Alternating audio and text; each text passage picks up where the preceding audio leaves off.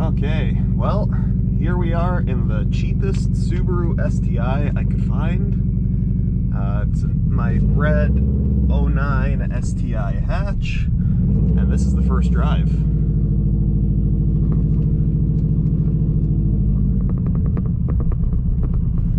As you can hear, the exhaust is extremely loud because it's broken. As I start speeding up, you'll hear the brakes are extremely loud because they're all rusted over. Let's see. Just about every warning light is on the dashboard. Check engine light, rear differential temperature, traction control, hill assist. The S drive light is on. I don't know what that is. I think that's the center diff thing. Listen to those brakes. Smooth. So yeah, the car has been sitting for 2 years. All I've done to it is charge the battery and change the oil. Put in some MotoMaster synthetic because it's the cheapest and it was on sale, so that's just good value. Yeah, now we're gonna go down to the shop and put her on the hoist and see everything that's wrong with a $5,000 STI. Okay, so here we are doing about 90 kilometers an hour, and I'm gonna lightly touch the brakes. They are bad. Alright, here's a fun thing I noticed. Notice the rear diff temp light is kind of flickering. Watch this.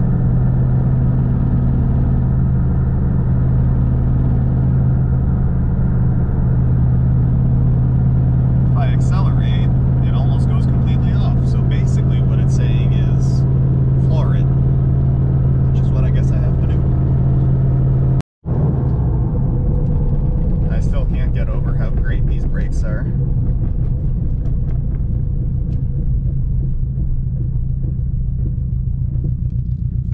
Ooh, crunchy.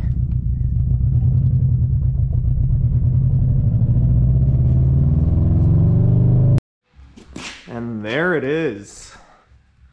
Friggin' beauty.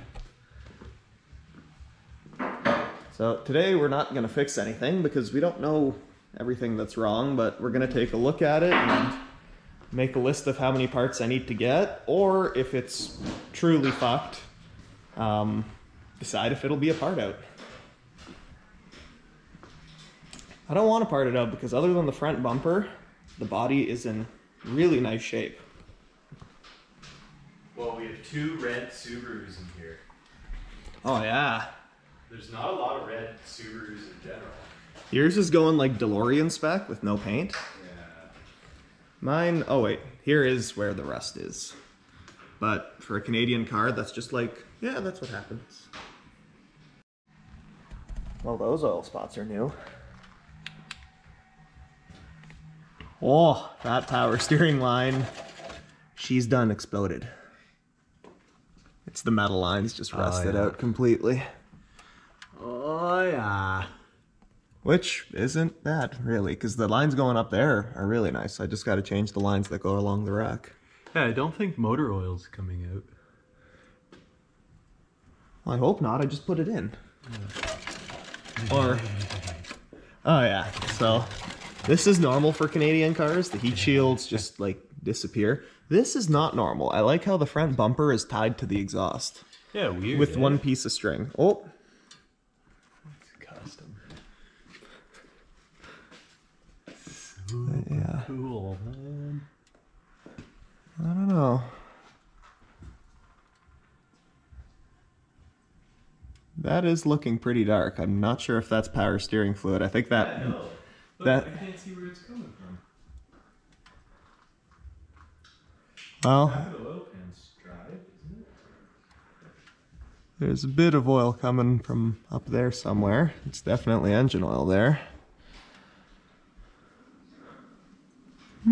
Where could it be coming from? Somehow the oil cooler isn't leaking. That's rare. I know. It's just sealed itself. Okay, so let's start from the front and work our way back on all of the issues that I found so far. Obviously the heat shields, they have to come off because there's they're made of rust instead of heat shielding ability. Nice. There does appear to be a little bit of an oil leak coming from somewhere, and I feel like it's going to be the, oh yeah, it's definitely the valve cover. So it's probably going to need fresh valve cover gaskets. May as well do the plugs at the same time. The power steering line's in there, which is pretty normal for these cars. Or at least in Canada, it's pretty normal for pretty much every car. What else? Sway bar bushings are looking a little cracked, and figure for the money I may as well get some new ones of those. Let's check the sway bar links. Okay, so I'll do sway bar bushings and sway bar links. That one's good, but fuck it, I'll just do them both. This valve cover looks a little damp, but doesn't look like it's pouring out. But I'll probably end up doing it anyway. The timing belt I'll check once I get down under, or get down on top of the car. The massive exhaust leak. Pretty obvious issue there. Somehow the bolts came off. So I'm gonna pull that apart, clean it up, throw a gasket in there, throw a couple new nuts on there, and then I won't need to have this piece of wire holding up the catalytic converter. That being said, I didn't realize how broken it was back here, so that's gonna need a new flange, which is pretty standard.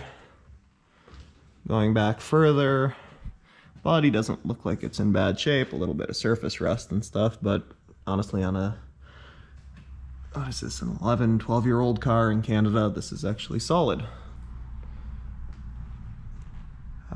What else? Brakes, I don't even need to talk about that. It needs pads and rotors all the way around, but no coil spring is broken. Let's see, the rear sway bar. Those bushings have a lot of play in them, so I'll probably get some rear sway bar bushings while I'm at it. Oh yeah. The end links feel good though. Again, that's the brakes there effect. My rear Diff Temp light. That is the ground for it, and it's just about broken off, so that's why it's flickering. Rear heat shield. Rusted out, that's normal. Rear exhaust flange. Pretty normal, so that's probably just gonna be cut it there, new flanges, new gasket. She'll be mint-ish. Okay, let's take a look at everything I found under the hood. So, took off the timing cover to take a look at the belt. Looks like it has been done, like the water pump way down in there. There's not a speck of corrosion on it compared to the rest of the block. But again, unknown mileage and it doesn't look great, so for the price of a timing belt kit, I may as well do it. Engine air filter. Not great. Here's a tip. If you have a K&N filter, clean it. What else? It's kind of oily. Well, it's all dry now, but it looks like there is a leak coming from the power steering pump, which has stopped leaking because the line has leaked and leaked out all the fluid. So it may need a new pump, but that'll wait until I fix the lines and can see where it's coming from, because if I'm lucky, it's just like an O-ring on the top of the line there or something. Engine oil I just changed, so I know that's good. Brake fluid, it's actually not too dark or too low, but I'm still going to flush it just for peace of mind, because again, it's like $30 in brake fluid, may as well do it. So yeah, no real surprises under the hood. Only thing is, something is missing. Looks like it's had an air pump delete, which does make sense because the previous owner did say the car has had a rebuilt engine. But again, with all the paperwork I got with it, I can't prove anything because I didn't get any paperwork. I was told the engine was rebuilt about 4 years ago and the clutch was done not long before it was parked. And the clutch does feel great.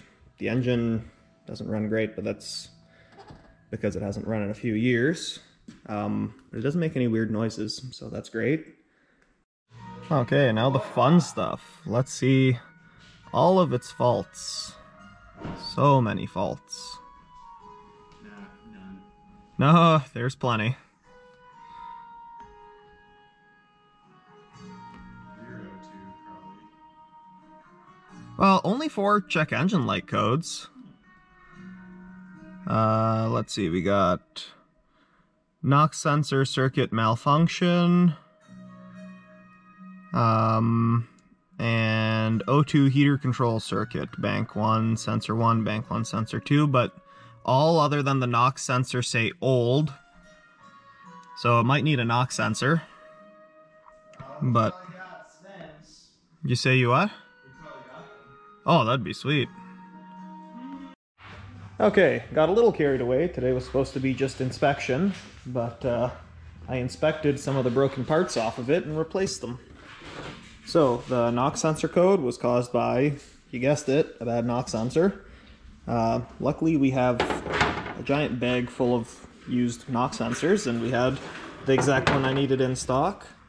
Now, the O2 sensor heater circuit codes was caused by a blown 15 amp O2 sensor fuse. So threw that in there, and guess what?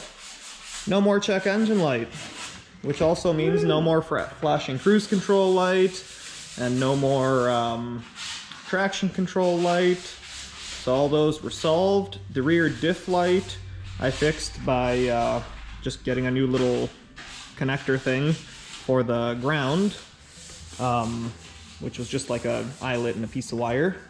So no more flashing or flickering diff temp light. Now the only light I'm gonna have to deal with is the rollback hill assist light, which if I'm gonna drive this car over the winter, I'm not gonna fix because I absolutely hate the hill assist on Subarus. I've had a couple Foresters with them, and they just suck. Yeah. But yeah, so she's not as bad as I thought. At this point, it's gonna need brakes. I got tires with it, but if I'm gonna drive it in the winter, I'm gonna get some snow tires. I think it's probably gonna need wheel bearings. It's just hard to tell with the sound of the brakes. And I did notice it's missing a little washer nozzle, so I gotta get one of those and a little bit of hose. But yeah, looks like she's not as bad as I thought. What do you think, Jesse? Good deal? Oh yeah. Excellent. So, Oh yeah. you guys will see more progress on this as I buy parts and actually have the time to do them. Today was a special day. Jesse had time to work on his fancy red Subaru, and I had time to work on my cheap red Subaru. It's red tag day. Red tag, isn't that a Toyota thing? Yeah. So fancy. Just the fanciness, man. Anyways, I think that's it for today. And yeah, comment down below if you guys want to see more of this this car's progress. I think she's going to need a nice exhaust system because she needs an exhaust system. And yeah, we'll see. I don't want to go too crazy because I want to sell it eventually. It's nice, but it's no GD.